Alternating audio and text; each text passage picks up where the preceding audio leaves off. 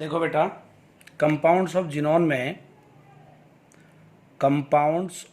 Xenon में हम दो कंपाउंड की स्टडी कर चुके हैं, that is XCF2 and XCF4, है ना। आई होप इन दोनों की जो प्रिपरेशन, स्ट्रक्चर, शेप वगैरह थी वो आपको क्लियर हुई होगी। हम अपना नेक्स्ट कंपाउंड उठाते हैं, दैट इज XCF6, है ना। अपना जिनोन के फ्लोराइड्स में ये लास्ट का कंपाउंड है XCF6। उसके बाद जिनोन के फ्लोराइड्स खत्म हो जाएंगे, हम फिर जिनोन ऑक्साइड की स्टडी करेंगे। तो जैसे हमने XCF2 और XCF4 की प्रिपरेशन की थी, वैसे ही हम लोग प्रिपरेशन करेंगे XCF6 की। कैसे? XC लो, साथ में एक्सेस में जिनोन के साथ रिएक्ट कराओ, है ना भाई।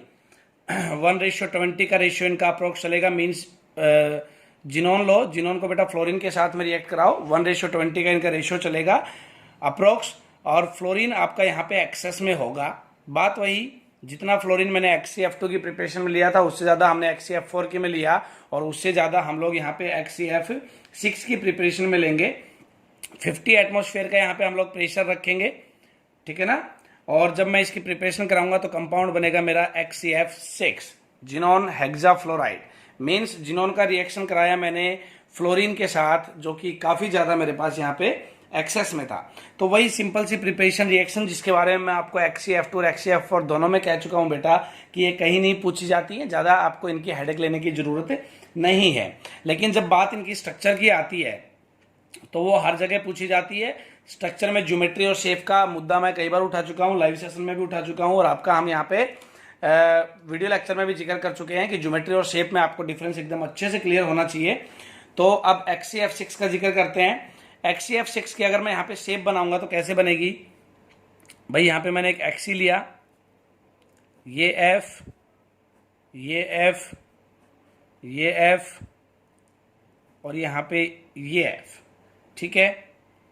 एक F यहाँ पे ऐसे, और यहाँ पे लोन पेयर के साथ एक F यहाँ पे, ठीक है। 6 F जुड़ गए हैं, एक आपका यहाँ पे लोन पेयर होगा, ठीक है भाई। और हाइब्रिडाइजेशन अगर मैं इसकी देखूं तो 1 2 3 4 5 6 7, टोटल 7 इलेक्ट्रॉन के पेयर बन रहे हैं मेरे पास। टोटल 7 इलेक्ट्रॉन पेयर हैं, तो बच्चे हाइब्रिडाइजेशन क्या होगी? sp3d3। सिंपल सी है, हाइब्रिडाइजेशन क्या होगी यहाँ पे?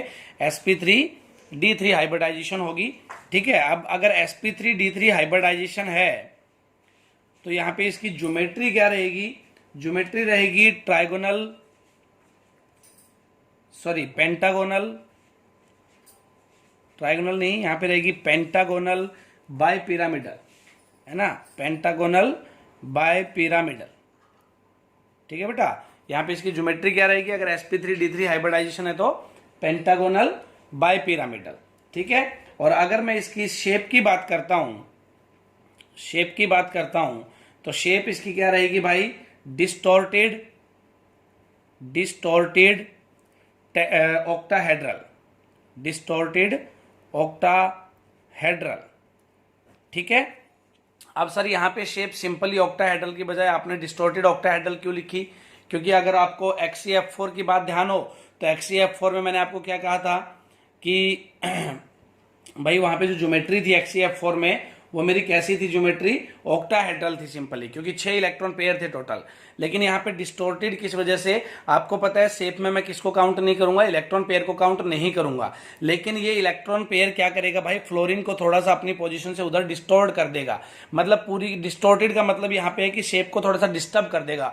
डिस्टोर्टेड ऑक्टाहेड्रल का मतलब है कि जो जनरल ऑक्टाहेड्रल शेप होती है उससे थोड़ी सी डिस्टर्ब्ड ऑक्टाहेड्रल शेप, ठीक है ना, due to this lone pair. ये लोन पेयर थोड़ा सा इस F को उस साइड धकेल देगा, जिससे जो मेरी शेप है वो क्या आएगी? डिस्टॉर्टेड ऑक्टाहेड्रल आएगी। और जो मेरी ज्योमेट्री है वो साफ है भाई। ज्योमेट्री में आपको पता है कि मैं बॉन्ड पेयर, लोन पेयर दोनों को काउंट करते हुए चलूंगा। तो ज्योमेट्री मेरी यहाँ पे कैसी है? पेंटागोनल बाय पिरामिडल ज्योमेट्री है। ज्योमेट्री कैसी है बेटा? पेंटागोनल बाय पिरामिडल यहाँ पे ज्योमेट्री है। अब बात करते हैं बेटा इसकी रिएक्शंस की, है ना, इसकी प्रॉपर्टीज की, ठीक है। प्रॉपर्टीज की बात करते हैं। आपको शेप और ज्योमेट्री मैं रिपीट कर रहा हूं फिर से, शेप और ज्योमेट्री XCF2, XCF4, XCF6 तीनों के दिमाग में ऐसे फिट कर लेनी है जैसे आप पैदा हुए तब से आपके याद हो, ठीक है ना भाई। तो यहाँ पे अगर मैं प्रॉपर्टीज की बात करूं तो ये पहली बात, ये भी आपका एक क्रिस्टलाइन कलरलेस सॉलिड है, कलरलेस क्रिस्टलाइन सॉलिड, ठीक है ना भाई, कलरलेस क्रिस्टलाइन सॉलिड है। दूसरी बात, ये भी आपका जैसे XeF4 था वैसे ही हाईली सोल्यूबल है, highly soluble in anhydrous HF, highly soluble in anhydrous HF। Properties में आपको ध्यान रखना है, कलरलेस क्रिस्टलाइन सॉलिड है, दूसरा highly soluble in anhydrous HF, ठीक है बेटा। उसके बाद देखें तो ये आपका गुड कंडक्टर ऑफ इलेक्ट्रिसिटी भी है, ध्यान देना, it is a good conductor, good conductor of electricity, है ना, क्या है ये, गुड कंडक्टर ऑफ इलेक्ट्रिसिटी भी है। प्रॉपर्टीज में 3 बातें आपको ध्यान रखनी है, कलरलेस क्रिस्टलाइन सॉलिड है, highly soluble in anhydrous HF, and last one is good conductor of electricity. आगे बढ़ते हैं बेटा इसकी रिएक्शंस की साइड। इसकी रिएक्शंस में हमारे पास क्या क्या है भाई। रिएक्शन डिस्कस करने से पहले हम फ्लोरिनेटिंग एजेंट की इसकी नेचर देखेंगे कैसी है। XeF2 मैंने आपको क्या बताया था, माइल्ड फ्लोरिनेटिंग एजेंट है। XeF4 के बारे में बताया था, स्ट्रॉन्ग फ्लोरिनेटिंग एजेंट है। और बेटा ये जो है ये आपका पावरफुल फ्लोरिनेटिंग एजेंट है। कैसा है, पावरफुल फ्लोरिनेटिंग एजेंट, जिसमें पावरफुल फ्लोरिनेटिंग एजेंट है। आप ये इसकी प्रॉपर्टीज में ये प्रॉपर्टी भी ध्यान रखेंगे, 4 प्रॉपर्टीज आप इसकी बना लीजिए। पहली में लिखेंगे कलरलेस क्रिस्टलाइन सॉलिड, दूसरा highly soluble in anhydrous HF, तीसरा गुड कंडक्टर ऑफ इलेक्ट्रिसिटी, है ना। वो गुड कंडक्टर ऑफ इलेक्ट्रिसिटी किस वजह से होता है, क्योंकि आपका जो HF है वो बना देता है इसको गुड कंडक्टर ऑफ इलेक्ट्रिसिटी। और जो लास्ट वन था वो था बेटा कि ये आपका एक पावरफुल फ्लोरिनेटिंग एजेंट है, ठीक है भाई। तो अब हम इसकी रिएक्शंस की साइड बढ़ते हैं। मैं वही इसकी 2 टाइप की रिएक्शंस आपसे डिस्कस करूंगा वाटर के साथ। वन इज पार्शियल हाइड्रोलाइसिस, जो कि मोस्ट इंपॉर्टेंट है, आपको याद रखनी है, बोर्ड में आने की फुल संभावना है भाई। पावरफुल पार्शियल हाइड्रोलाइसिस, जिसमें क्या करेगा, XeF6 जब वाटर के साथ रिएक्ट करेगा तो ये अपना कंपाउंड बनाएगा XeOF4। क्या बनाएगा, XeOF4 प्लस 2HF।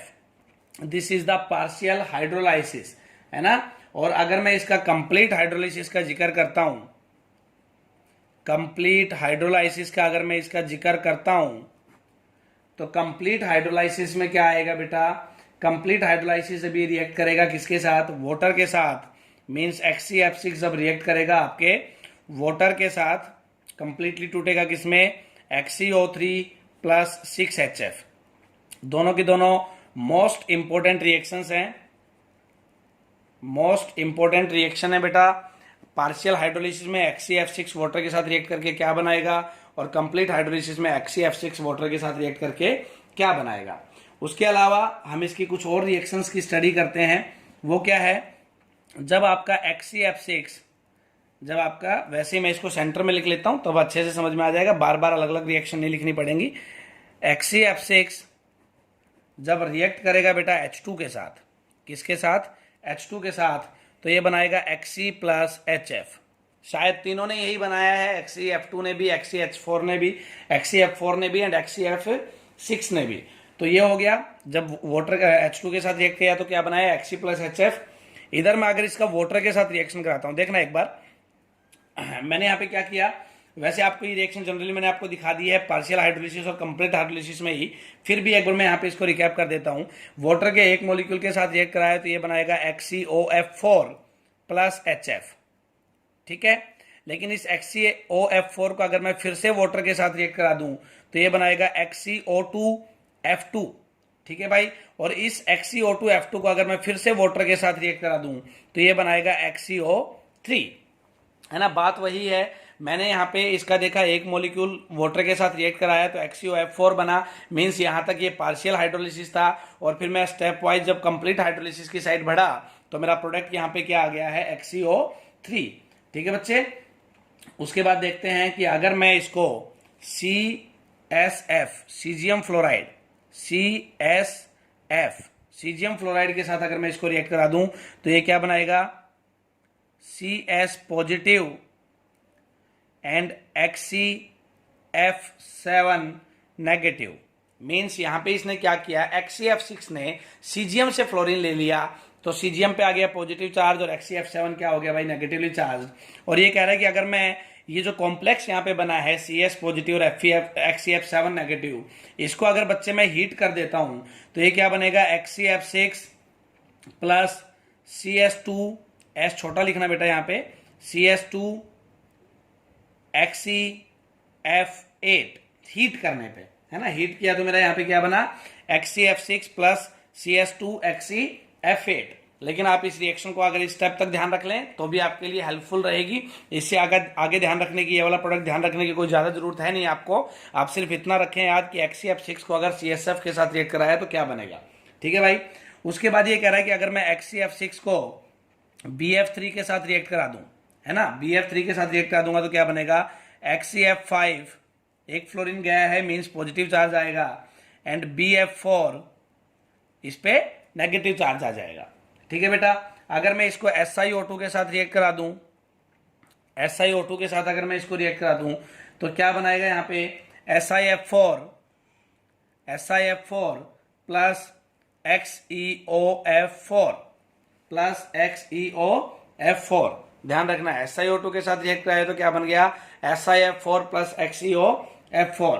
अगर बेटा मैं इसकी लास्ट रिएक्शन RBF के साथ कराता हूं, RBF, है ना, तो प्रोडक्ट क्या बनेगा, RBF। देखो वही बात, जो रुबिडियम फ्लोराइड और सीजियम फ्लोराइड है दोनों आपके पहले ग्रुप से आ रहे हैं, है ना, हेलिना की रब से फरियाद, ठीक है भाई। तो वहां से ये इन दोनों से क्या फटाफट फ्लोरीन ले रहा है, RBF से और CSF से फ्लोरीन जल्दी से ले रहा है, लेकिन SiO2 और BF3 में ये खुद फ्लोरीन दे रहा है, ठीक है ना भाई, क्योंकि आपको पता है हाईली इलेक्ट्रोपॉजिटिव है RB एंड CS, ठीक है भाई। तो RBF के साथ रिएक्ट कराया तो वही अपना RB जल्दी से क्या करेगा, फ्लोरीन दे देगा, RB पॉजिटिव बनाएगा और साथ में XCF7 नेगेटिव बन जाएगा, ठीक है। एक फ्लोरीन इसने XCF6 को दे दिया।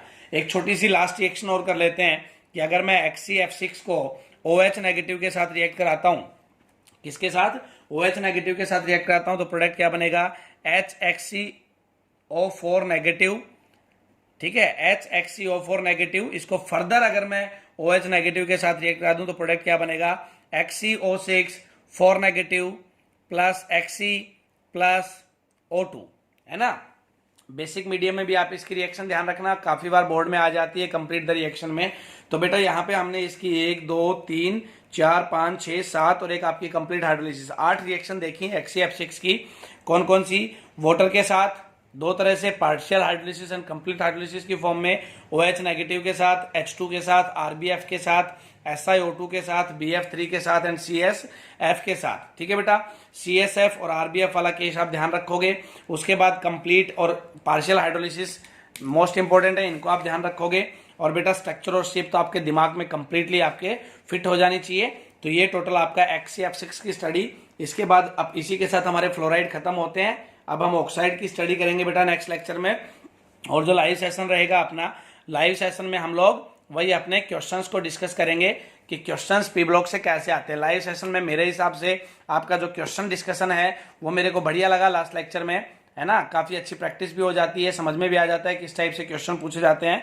और फिर भी अगर आपको अपने रिव्यू देने हो बेटा लाइव सेशन के रिगार्डिंग कि टॉपिक आगे चलने दें, टॉपिक रिपीट करें या फिर क्वेश्चंस प्रैक्टिस करें, वो आप मुझे बता सकते हो मैसेज करके, है ना बेटा।